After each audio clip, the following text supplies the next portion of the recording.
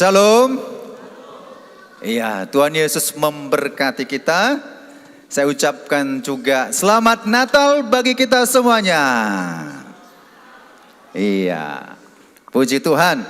Ini malam Natal, walaupun tantangan rintangan kita hadapi Bapak Ibu Saudara-saudara dari tadi pagi, siang hingga saat ini, ya cuaca lumayan berusaha menghalangi kita, tetapi iman kita tidak terhalang untuk datang beribadah. Katakan amin. Ya, walaupun sudah lelah, letih mungkin ya, tapi kita masih bisa meluangkan waktu kita untuk datang pada hari ini. Ya, kalau saya tadi pagi ikut lomba lari 10 km Bapak Ibu Saudara, jadi sangat melelahkan dengan tubuh saya. Ya, nggak tidur siang dan hingga saat ini tidak ada istirahat. Tapi kita percaya Roh Kudus memberikan kekuatan bagi fisik tubuh kita. Amin. Nah, Bapak Ibu Saudara-saudara, kita lihat tema kita. Tema kita terambil dari Mazmur 20 ayat 7. Mari kita baca ayat ini bersama-sama. Nanti kita ambil inti-intinya saja. Dan kita percaya setelah kita mendengarkan firman Tuhan, kita yakin kita adalah orang pemenang. Amin. Oke, mari kita baca ayat ini. Mazmur 20 ayat 7 kita baca bersama-sama. 1, 2 ya. Sekarang aku tahu bahwa Tuhan memberi kemenangan kepada orang yang diurapinya dan menjawabnya dari surganya yang kudus dengan kemenangan yang gilang gemilang oleh tangan kanannya.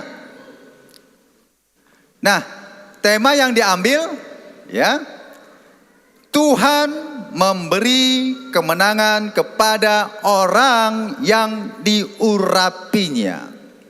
Hari ini saya ambil orang yang diurapinya. Rupanya Tuhan memberi kemenangan itu bukan secara umum. Ya Pak, saya kan sudah Kristen, tentunya saya orang menang juga. Belum tentu. Ya, Tuhan memberikan kemenangan kepada orang yang diurapinya. Tuhan tidak memberi kemenangan kepada orang yang tidak diurapinya. Kristen belum tentu diurapi, tapi pengikut Yesus yang sungguh-sungguh mengalami perubahan dalam Kristus itu pasti diurapi oleh Tuhan. Katakan amin. Nah, kita lihat Bapak Ibu Saudara, next. Apa ini maksud orang yang diurapinya itu? Supaya kita tahu Bapak Ibu Saudara-saudara, yang diurapi dalam perjanjian lama berbeda dengan yang diurapi dalam perjanjian baru. Dalam perjanjian lama, ini dari cerita Saul. Saul menjadi raja Bapak Ibu Saudara, itu perlu diurapi. Istilah urapan ini Bapak Ibu Saudara hanya kepada raja, nabi, dan imam. Raja Saul dipilih oleh rakyat, demokrasi ya. Tahun depan kita sudah masuk pesta demokrasi.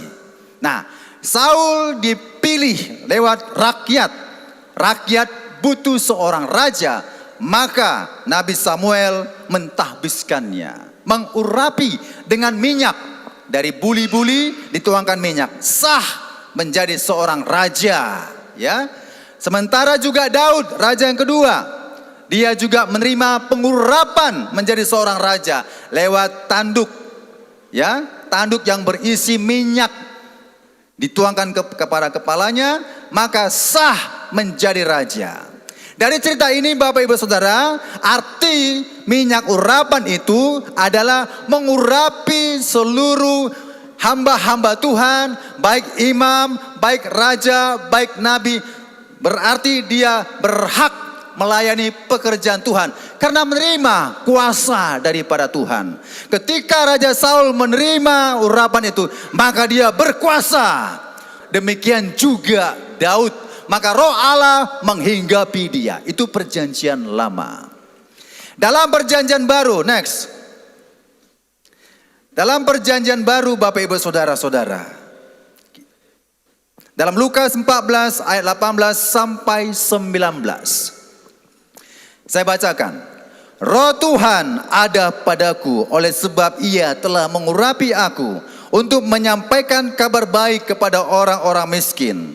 Dan Ia telah mengutus aku untuk memberitakan pembebasan kepada orang-orang tawanan dan penglihatan bagi orang-orang buta, untuk membebaskan orang-orang yang tertindas, untuk memberitakan tahun rahmat Tuhan telah datang. Kalau perjanjian lama, seorang nabi mengurapi imam, mengurapi raja, ya, diurapi dengan minyak. Tapi dalam perjanjian baru, Roh Tuhan ada padaku. Amin. Dalam perjanjian baru tidak ada minyak urapan. Kenapa tidak ada minyak urapan? Karena sudah ada Roh Kudus. Pak, gereja kami pakai minyak urapan. Itu terserah denominasi gereja masing-masing.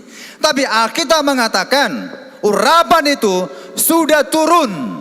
Kisah Rasul 1 ayat 8, kamu akan menerima kuasa Roh Kudus apabila Roh itu turun ke atasmu. Kamu akan menerima kuasa, power, menerima otoritas untuk mengabarkan kabar baik, memberitakan kepada semua orang bahwasannya Yesus ada Tuhan dan Juru Selamat. Ini perjanjian baru. Jadi kalau misalnya seorang hamba Tuhan ditabiskan di sini, gak perlu kasih minyak lagi. Amin. Ya, di perjanjian baru gak ada istilah minyak urapan. Tapi minyak dipakai untuk mengurapi bisa. Haleluya. Air untuk mengurapi bisa. Tapi sejenis minyak urapan tidak boleh dibuat sembarangan. Kalau di perjanjian lama itu dengan racikan-racikan yang tidak sembarangan orang yang membuatnya itu untuk sebagai minyak urapan. Maka Roh Kudus hinggap kepada kita. Haleluya. Nah, next. Di Wahyu 1 ayat 6. Mari kita lihat Wahyu 1 ayat 6. Dikatakan demikian. Dan yang telah membuat kita menjadi suatu kerajaan, menjadi imam-imam bagi Allah, Bapanya, bagi Dialah kemuliaan dan kuasa sampai selama-lamanya. Jadi orang percaya sudah menjadi imam. Amin. Kita sudah menjadi imam. Imam itu harus diurapi Roh Kudus. Menerima kuasa dari Roh Kudus. Imam itu artinya bekerja melayani pekerjaan Tuhan. Kalau saya dikatakan saya sudah terima Roh Kudus, tapi saya tidak sebagai imam, itu bukan berkemenangan. Imam adalah orang-orang percaya yang sudah mengambil bagian daripada pekerjaan Tuhan. Amin. Maka dia menerima urapan, dia pasti menang. Nabi pasti menang, menerima urapan. Raja pasti menang, menerima urapan. Raja Daud menang, berlaksa-laksa dia bisa mengalahkan musuh Saul beribu-ribu. Kenapa? Karena ada urapan. Jadi imam, nabi, raja itu sah kalau ada pengurapan. Diurapi. Maka Bapak Ibu Saudara sadar kalau ada Roh Kudus dalam diri kita berarti menjadi imam. Ini jadi penonton. Enggak menang Bapak Ibu Saudara. Pak, aku jadi penonton aja di gereja. Tuhan memberikan kemenangan kepada orang yang diurapi. Syarat dan ketentuan mau menang dalam Tuhan, orang yang diurapi. Orang yang diurapi sudah terlibat menjadi imam bagi kerajaan Allah. Bukan bagi kerajaan gereja. Kalau menjadi kerajaan gereja gampang, semua orang bisa melayani untuk kerajaan gereja bisa. Tapi untuk kerajaan sorga, dari dia, oleh dia, kembali untuk dia, maka kita menerima pengurapan Roh Kudus itu. Haleluya. Maka ada keterlibatan Bapak Ibu Saudara. Ada keterlibatan. Ya, mengambil bagian di mana kita tergembala. Kalau kita sudah tergembala di sini, ya ambillah bagiannya. Apa? Banyak pekerjaan di sini mau kita kerjakan. Bagian sound system, bagian nyapu atau sebagainya. Dari besar sampai kecil di mata Tuhan sama. Amin. Nah, jadi apa fungsinya Bapak Ibu Saudara? Kita lihat. Fungsi pengurapan. Yang pertama, pengurapan di luar. Pengurapan di luar ini masalah karunia. Kenapa ada mukjizat? Kenapa ada bisa penyembuhan? Mengapa terjadi fenomena peristiwa keajaiban dalam nama Yesus? Yang buta melihat itu masih ada. Tidak bisa dibantah. Yang lumpuh berjalan nggak bisa dibantah. Itu karena ada pengurapan karya Roh Kudus bekerja menjamah orang-orang yang didoakan hingga saat ini. Tapi masih banyak nggak percaya. Itu rekayasa, itu yang dibuat-buat. Tidak, asli loh dari Tuhan. Amin. Itu fungsi pengurapan itu. Yang pertama.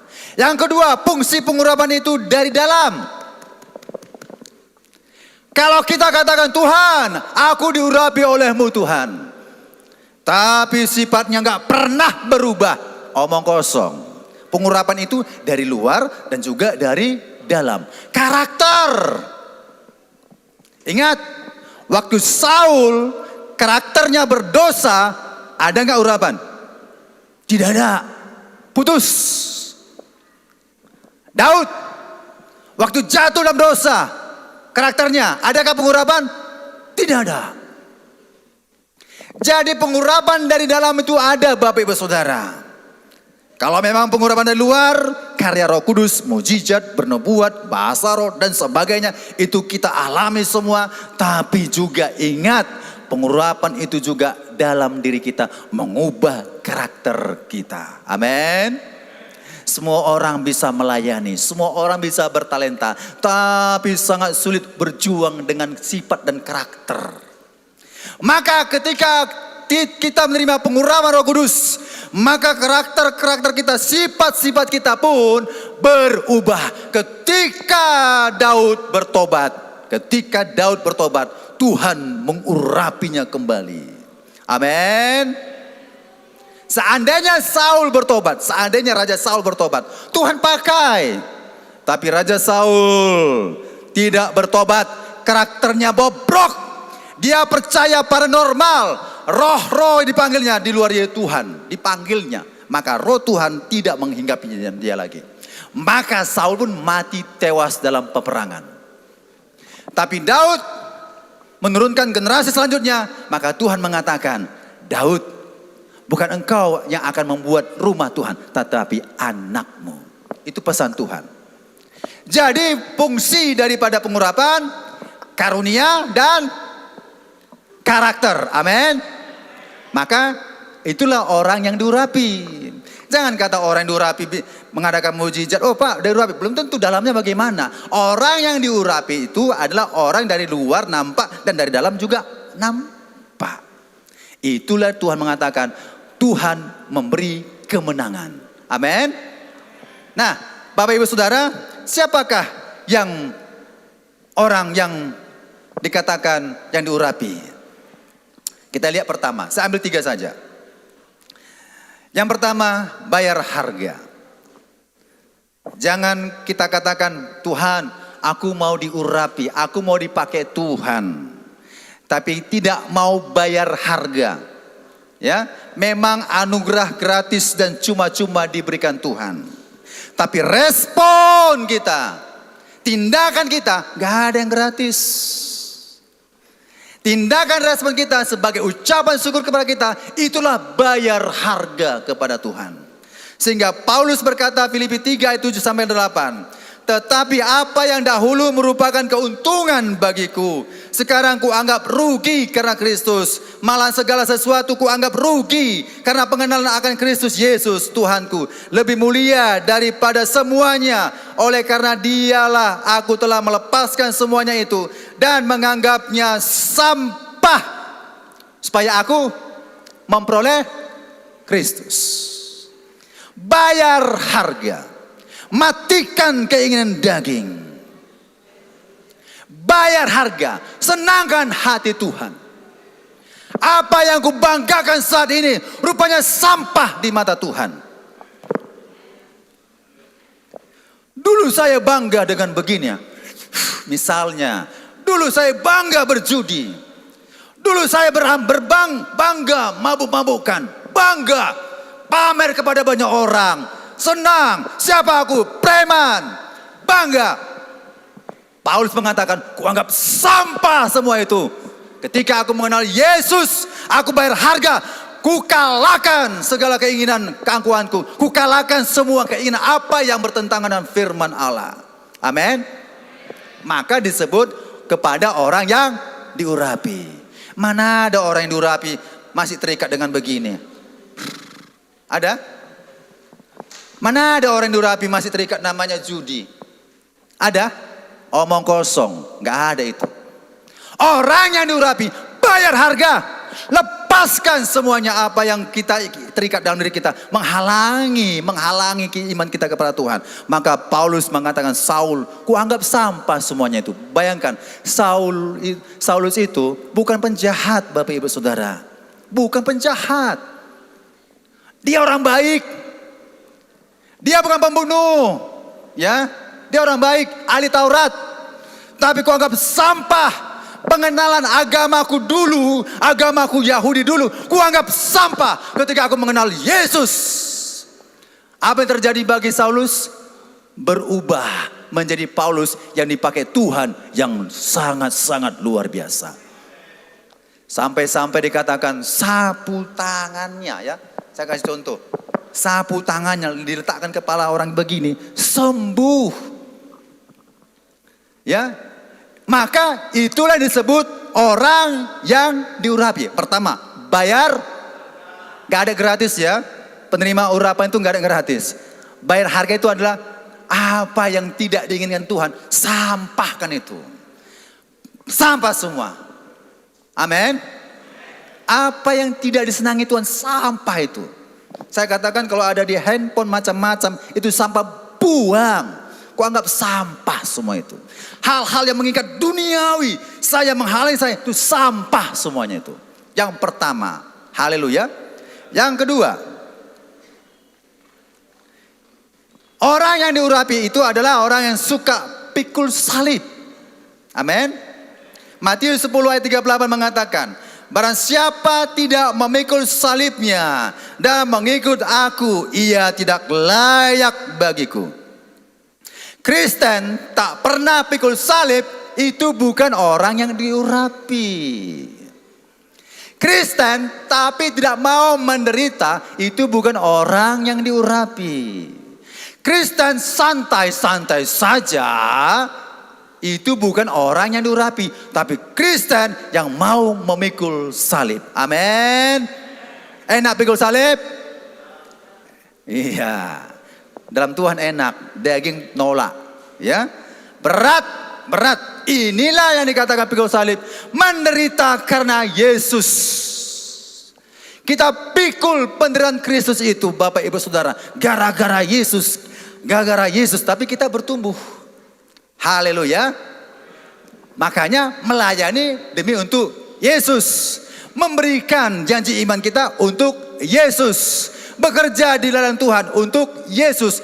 Pikul salib setiap hari, bukan sekali setahun. Ya, tiba Natal muncul ke permukaan. Selesai Natal tenggelam lagi.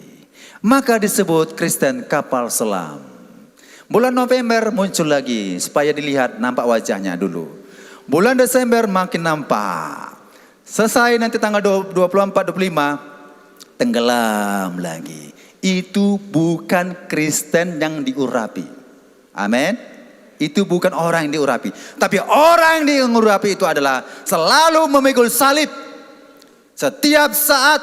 Maka disebut ia menjadi layak bagi Tuhan. Kalau tidak memikul, gak layak bagi Tuhan. Dan Alkitab berkata Matius 11 ayat 29-30. Jangan kita anggap mungkin pikul salib berat. Ayat ini mengatakan, pikulah kuk yang kupasang dan belajarlah padaku. Karena aku lemah lembut dan rendah hati, dan jiwamu akan mendapat ketenangan. Sebab yang kupasang itu, yang kupasang itu apa katanya? Enak dan bebanku pun ringan. Jadi kalau bersama-sama dengan Tuhan, kita sudah diurapi oleh Tuhan, pikul salib itu ringan, enak semuanya. Amin. Apa yang enak? Asam enak, manis enak, pahit enak. Kalau orang yang diurapi ini, Bapak Ibu Saudara, orang yang diurapi ini gak ada bersungut-sungut. Tuhan, aku gak ada uang. Misalnya, Tuhan, hidupku susah, Tuhan. Tuhan, hidupku menderita. Karena pikuk yang diberikan kepada kita itu ringan dan enak. Penderitaan yang kita hadapi, kita berkata, ayat mengatakan enak. Saudara suka makan yang manis, enak ya? Enak. Suka makan yang asam-asam, enak. Semua kita rasakan. Sudah kita rasakan hidup ini pahit. Sudah kita rasakan hidup ini manis. Sudah kita rasakan hidup ini asam. Sudah kita rasakan hidup ini juga berbagai-bagai rasa sudah kita rasakan. Sama seperti kita makan, Bapak Ibu Saudara. Sama, semuanya harus kita rasakan. Kita rasakan manis, kita rasakan pahit, kita rasakan asam, kita rasakan juga basi. Tapi ketika kita mengatakan enak, maka itu masuk ke dalam tubuh kita. Ketika kita katakan pikul salib itu enak, Roh Kudus mengurapi kita, kita disanggupkan dan kita dikuatkan Tuhan. Amin. Nah, yang terakhir, orang yang diurapi itu adalah orang yang lapar dan haus akan perkara rohani. Saya ambil cerita Elia dan Elisa, Bapak Ibu Saudara-saudara. Dalam 2 Raja-Raja 2 ayat 9 itu bercerita bahwasanya Elisa meminta 2 kali urapan itu. Dan di sini dikatakan lapar dan haus akan perkara rohani. Orang yang diurapi itu pasti haus akan pemakaian daripada Tuhan. Gak cukup 1. Tuhan, pakai aku 2. Kalau bisa 3 Tuhan. Kalau bisa 4 Tuhan. Kalau bisa lebih Tuhan. Begitulah Elisa. Kalau hambanya, kita katakan gembalanya dipakai Tuhan. Dia minta, Tuhan urapi aku Tuhan. Lebih dahsyat lagi, 2 kali dari gembalaku. Itu orang yang haus dan lapar. Artinya Bapak Ibu Saudara, orang yang diurapi tidak berkata, Tuhan jadikanlah aku orang biasa-biasa saja Tuhan. Tuhan ya udahlah, cukuplah sampai sini Tuhan. Kalau aku ya di sini aja sebagai jemaat yang baik budi aja Tuhan. Tuhan, aku udahlah bagian apa sajalah Tuhan. Sudahlah Tuhan. Tidak. Tapi haus dan lapar. Kalau haus dan lapar, maka Roh Tuhan mengurapi kita, menguasai kita, memberikan 2 kali lipat ganda berkat Tuhan itu. Makanya Elisa menerima 2 kali. Amin. Dalam Matius berkata, berbahagialah orang yang lapar dan haus akan kebenaran, karena mereka akan dipuaskan. Jadi laparlah kita akan kebenaran firman Tuhan. Amin. 3 kalinya kita makan. Pernah kita berhenti 3 kali makan? Enggak ya. 3 kali kita makan. Pasti makan, pasti minum. Tapi kalau kita melihat firman Tuhan sudah bosan, membaca Alkitab sudah bosan, bagaimanalah itu menerima pengurapan daripada Tuhan? Hingga saat ini saya tetap membaca Alkitab sampai tanggal 24 ini saya tetap membaca Alkitab. Saya berusaha habis. Kenapa? Orang yang diurapi haus, lapar akan firman Tuhan. Amin. Bagaimana fisik kita ini Bapak Ibu Saudara? Pasti minta makan perut kita ini. Minta makan malam, minta makan siang, minta makan pagi. Itu wajar. Jadi wajar kalau roh kita haus dan lapar. Kalau nggak haus dan lapar, perlu dipertanyakan, sudah ada kelainan rohnya. rohnya sakit. Kalau rohnya sehat, kalau orang yang diurapi, rohnya sehat, ya rohnya sehat, punya koneksi dengan Tuhan. Ibadahnya bukan hanya ritual, tapi ibadahnya sudah spiritual, punya hubungan kepada Tuhan. Malam hari berdoa, pagi hari berdoa, membaca Alkitab. Ya lain cerita kalau mata mungkin darabun ya. Bagi mata yang sehat, baca Alkitab. Tamat, coret. Alkitab saya ini banyak coret-coretan. Warna kuning, warna merah, warna hijau, stabilo. Yang penting-penting coret. Tandanya saya sudah membacanya. Kalau handphone mana bisa coret-coret ya. Baca handphone. Saya rasa nggak haus itu. Yang haus itu baca Alkitab secara manual. Tandai. Oh, Mazmur 27. Stabilo. Sekarang aku tahu Tuhan memberi kemenangan kepada orang yang diurapinya. Amin. Jadi haus kita ya. Haus akan kebenaran firman Tuhan. Setiap hari kita haus, setiap kita hari juga lapar mendengarkan firman Tuhan. Jadi ada 3 hal yang saya sampaikan pada hari ini. Ya, kita ulang. Yang pertama apa tadi? Orang yang diurapi itu siapa saja? Adalah yang mau membayar harga. Yang kedua, yang mau pikul salib. Yang ketiga, lapar dan haus akan perkara rohani. Rajinlah Bapak Ibu Saudara akan haus perkara rohani. Kalau saudara Bapak Ibu buka YouTube, carilah YouTube yang rohani. Kalau Bapak Ibu Saudara ya suka lagu, carilah lagu rohani. Sangat mempengaruhi pikiran kita. Kalau kita suka lagu duniawi, maka sifat kita pun sifat kita duniawi. Kalau kita suka lagu rohani, maka kita pun semakin dekat kepada Tuhan. Semakin intim kepada Tuhan. Semakin kita rasakan hadirat Tuhan. Amin. Itulah orang yang diurapi. Haleluya. Maka orang yang diurapi pasti hidupnya berkemenangan. Di tahun 2024 ini Bapak Ibu Saudara, jangan pernah menyerah. Orang yang diurapi tidak pernah menyerah. Tantangan, rintangan di tahun 2024 bukan semakin ringan, semakin berat. Kenapa semakin berat? Tanda-tanda akhir zaman mengatakan semakin sukar. Kesukaran tahun 2023 makin bertambah di kesukaran di tahun 2024, makin bertambah kesukaran di tahun 2025. Siapakah yang dapat bertahan? Hanya orang yang diurapi, maka Tuhan memberikan kemenangan kepadanya. Amin. Kepada saya, kepada Bapak Ibu Saudara semuanya, maka siaplah untuk diurapi oleh Tuhan. Siap untuk diurapi Tuhan. Kalau nggak mau siap diurapi Tuhan, kalah kita menghadapi di tahun 2024. Menyerah kita. Gak sungguh-sungguh lagi menghadapi tantangan ini.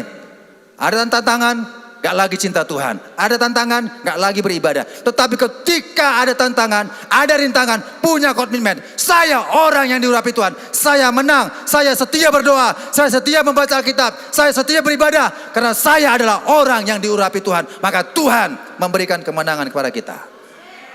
Malas berdoa, malas membaca Alkitab, malas beribadah. Apakah Tuhan berikan kemenangan? Jawabannya, Tuhan tidak memberikan kemenangan. Jangan harap, jangan harap, jangan harap. Ya, jangan harap. Tuhan itu adil. Tuhan itu adil.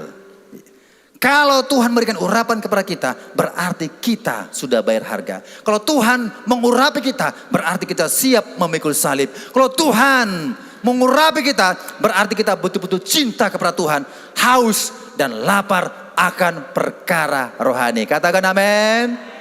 Tuhan Yesus memberkati Bapak Ibu Saudara. Inilah firman Tuhan kita dengarkan pada hari ini. Kita percaya Tuhan memberikan kemenangan kepada orang yang diurapi. Tuhan Yesus memberkati. Kita berdoa.